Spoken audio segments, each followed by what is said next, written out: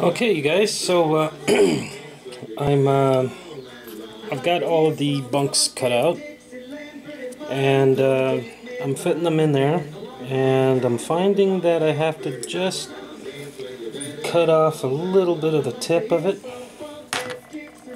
like so, to try and fit it in there. But so far so good. I'll turn it around real quick and show it to you when I'm done gluing this bunk on. Make sure that the bunks are flush or semi-flush to the outside of the styrene. And as you can see, I've got the bunks started in there. So this is the front of the boat. There's the bunks going down the side. This side eventually will all have bunks in it too. There was 10 per side.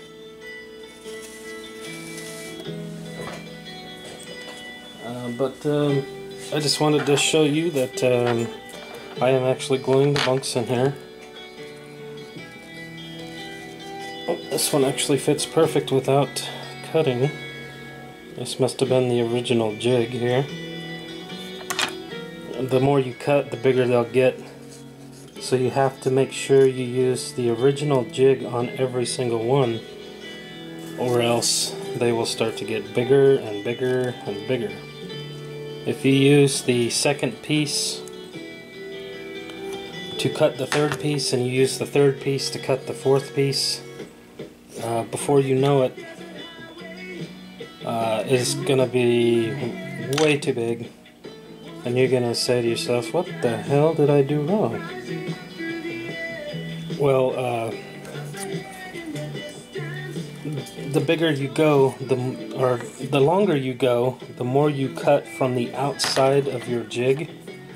And if you cut from the outside of the jig on the second piece to the third and the third to the fourth, just that little teeny tiny bit, which is like blade width of the number 11 blade, and you know the number 11 blade is not wide, but just that width, if you can imagine multiplying that by 20, you could get the thickness of this off after 20 pieces. So 20 X-Acto knife blades stacked next to each other would be about that thick. So always use the original jig to keep going down that side, or you're going to be sorry. Like the first jig that you use put a number 1 on it. Like write a little number 1 on it. And you won't have to worry about that too much when you go to put it together later. Okay, so there's the bunks on that side. Now I'm going to go ahead and do this other side. And I have 10 more bunks cut out. Because there was 10 notches going up the side of the boat. Okay, that one fits pretty good. But anyhow, I don't think I'm going to film every single one of these bunks going in, because it can be kind of tedious after a while.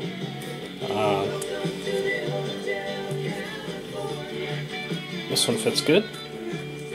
Well, this must have been the side that I had measured better. But yeah, anyway, I'm not going to show all the bunks being glued in there because it'd be kind of boring. But it will cut away, and when we come back you'll see all of the bunks are in. Okay, you guys, so here we go again. As you can see, the bunks are on both sides. There's the front, there's the back. I realized that the bunks don't exactly match this back piece, so a little bit of trimming is in order. Also, I don't like how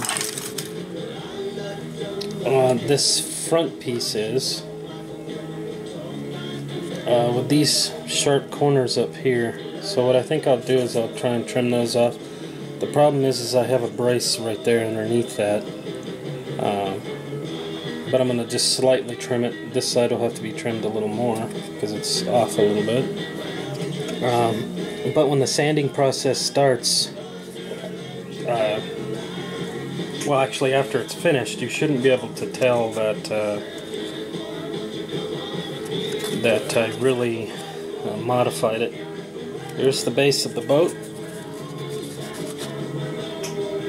So it's going to have a good base. I'm going to take my file and file off these sharp edges. This one's a little sharper than the other one. So I'm just going to doing a little bit of cleaning up on that. But for right now, I want to just make sure that that this is all going to stay together and that I can move it around without too much bending or any breaking. This piece you can see cracked here, right there. But once again, the cheap super glue really did its job. I mean, this is all glued together with cheap super glue, so it works on just about everything. I have these really nice. That one's not nice. I have these really nice pieces of balsa wood. I'm guessing they're about 60 thousandths thick. This one has a slight groove on it right here. But I have a whole bunch of these, and if they bend well, which it looks like they do, up here in the front here is where the vehicles will come on. And this is not a railroad car float, this is for vehicles. But there's a lot of these up in the Seattle area. Go out to the islands, go to all over the place, all kinds of places. So anyway, I just wanted to model one, have it on there, and what I'm going to do is I'm going to take this thick piece of balsa wood and curve it along there. So it'll be like a little wall section, so to speak. I don't know what you would call it, but it'll go along there nicely. The big problem is if I bend it too much, it'll crack, and then I'll have that crack showing. So I'll probably have to put some putty in there. But I'm just going to take my rasp file, a metal file, and file off these sharp edges right here on the front corners. Mainly because I don't want to have to bend that wood any more than I have to, because like I said, it'll break. And the balsa wood has its limitations. Some styrene does. Some thin styrene you can bend as far as you want. But I noticed some thicker styrene, once you get to that pliage point to where it doesn't want to bend anymore, it'll just snap in half.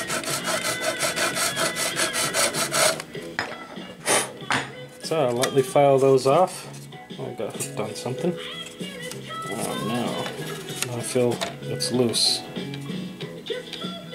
Oh, it got hooked right there.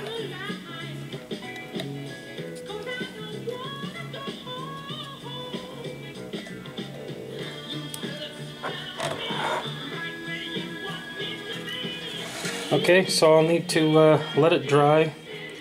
I just got hooked on this platform and it ripped off. I shouldn't have pulled on it, but I didn't know what the hell it was hung up on. But when we come back, you'll see me starting to file the edges and try to get some form of thin balsa wood to start forming over the outside, like so. So we'll see you guys. We'll get back to you.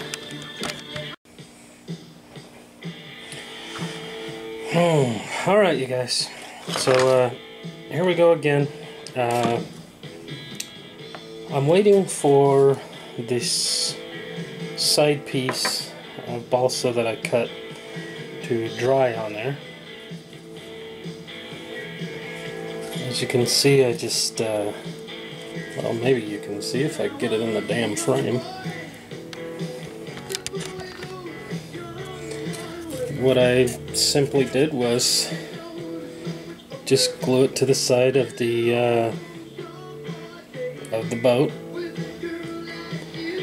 Once it's dry, I will be able to take it with my fingers and bend it over and then cut it where I need to. But while it's drying, I'll go ahead and show you another boat that I made.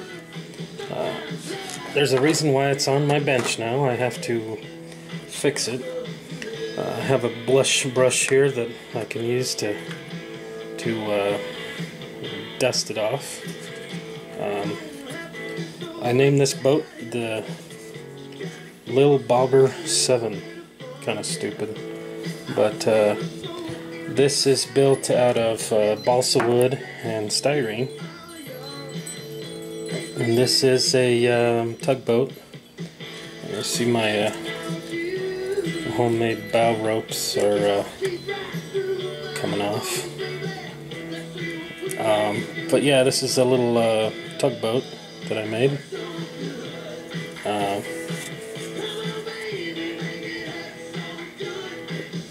This mast here is brass, and the rest of it is balsa wood. The horns are off of an F7 lifelike unit. The little bell is off of a Lima 060. The railing is just from some kit that I found, and the life preservers are actually little brass rings that my wife got in her beading kits, because she's a bead worker. So yeah, I painted it white, and then I painted the little red marks on there. I put a, you could tell that's a model kit car muffler, but it looks like it'll actually fit the era here. And then there's the deck in the back with the stern cleat and a little set of stairs. And those little buoys are actual beads too, and they have a string on them.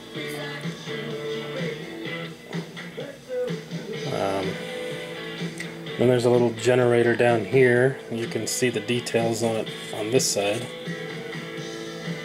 with the stairs going down to it. This is off an extra, geez, what's the name of that? Jordan Spreader by Walthers. This little tank here. It was one that I didn't use, so I put it on this and used it.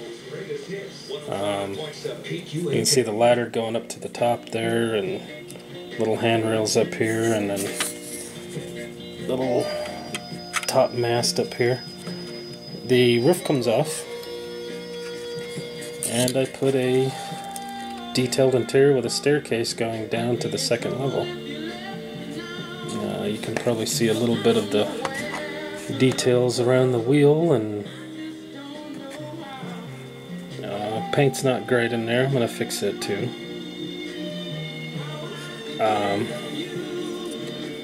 But yeah, this was, I don't know how that white speckled paint got on there. but it needs to be fixed. That's where the staircase comes down to, if you can see the stairs in there. Well, I got a better way you can see it, because you can take this off and see that it's balsa wood. Also, you can see this wood down there. And you can see just how primitive the underside of this is. You can see the stairs there. So, yeah, that's how I built this. I'll go ahead and clean this bottom up real quick. And you can see the stairs that I have inside of it.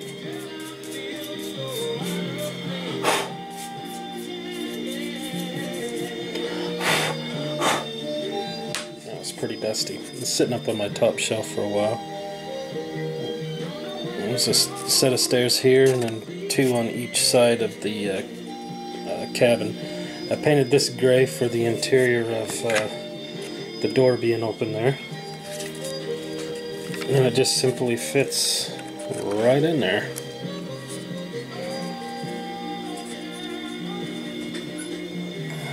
I don't know if it's straight,